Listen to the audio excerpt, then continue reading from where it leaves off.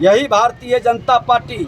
मुख्यमंत्री जी को आभास नहीं है, उन्होंने कभी संघर्ष नहीं किए हैं, आकर करके उस जंगल राज का ताप को नहीं सहे, शहादत और शहीद और उस बलिदान में उनकी भागीदारी नहीं रही।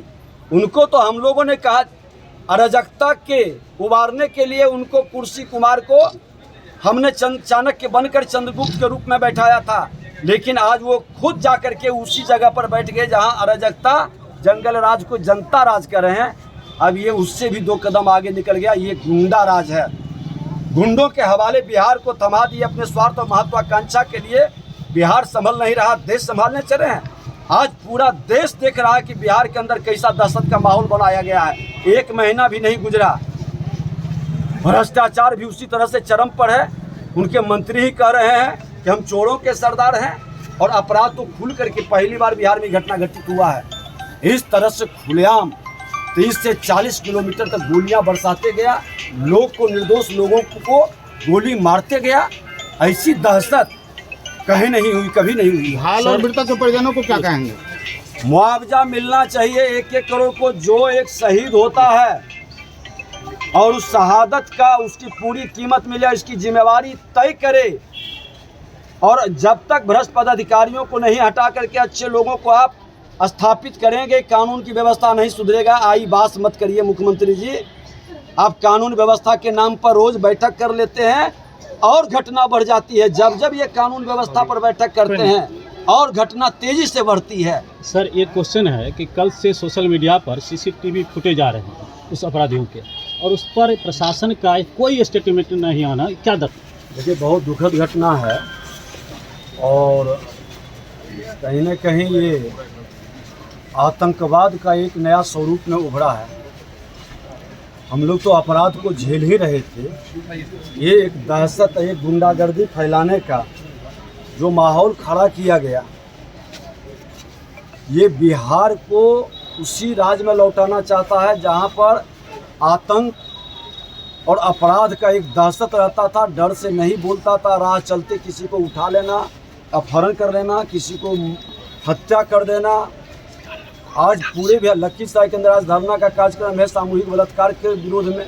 डकैती हुआ मुंगेर में, इसी तरह से एक रेल कर्मी को बुला करके घर से निकाल के चौक पर गोली मार दिया दिन दहाड़े 7 बजे सुबह को।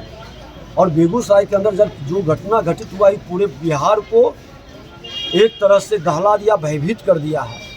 अब बताइए कि सघन आबादी में पेट्रोलिंग होता है, दिन में भी पेट्रोलिंग होता था। 4-5, 6 थाना के बीच से 30 किलोमीटर 40 किलोमीटर गुजर गया अपराधी गोली मारते हुए। कहाँ इसका प्रशासन और पुलिस के लोग थे, कहाँ गश्ती दल था? आप रोड पर दिखाने के लिए मोटरसाइकिल का चेकिंग करते हैं, आम पब्लिक को आप जो पैसा वसूलने का काम करते हैं, लेकिन अपराधी इस तरह के खुल के चला जा रहा है घटना करके। कहाँ आपका प्रशासन है?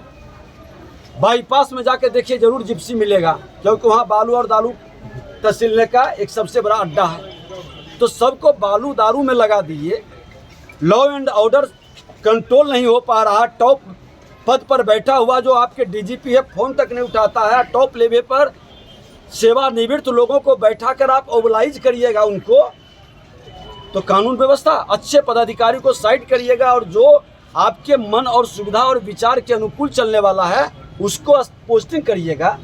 थाना का आप डाक लगवाइएगा, तो इससे आपका कानून व्यवस्था सुधरेगा। क्या भूमिका होगी विरोधी दल के नाते?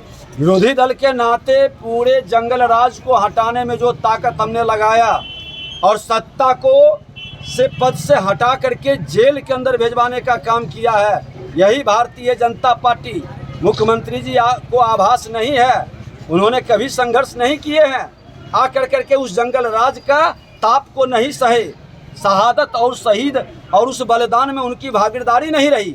उनको तो हम लोगों ने कहा अराजकता के उबारने के लिए उनको कुर्सी कुमार को हमने चाणक्य बनकर चंद्रगुप्त के रूप में बैठाया था, लेकिन आज वो खुद जाकर के उसी जगह पर बैठ गए जहां अराजकता जंगल राज को जनता राज कर रहे हैं। अब ये उससे भी 2 कदम आगे निकल गया, ये गुंडा राज है। गुंडों के हवाले बिहार को थमा दिए अपने स्वार्थ और महत्वाकांक्षा के लिए। बिहार संभल नहीं रहा, देश संभालने चले हैं। आज पूरा देश देख रहा है कि बिहार के अंदर कैसा दहशत का माहौल बनाया गया है। 1 महीना भी नहीं गुजरा, भ्रष्टाचार भी उसी तरह से चरम पर है। उनके मंत्री ही कह रहे हैं कि हम चोरों के सरदार हैं, और अपराध तो खुल करके पहली बार बिहार में घटना घटित हुआ है। इस तरह से खुलेआम 30 से 40 किलोमीटर तक गोलियां बरसाते गया, लोग को, निर्दोष लोगों को गोली मारते गया।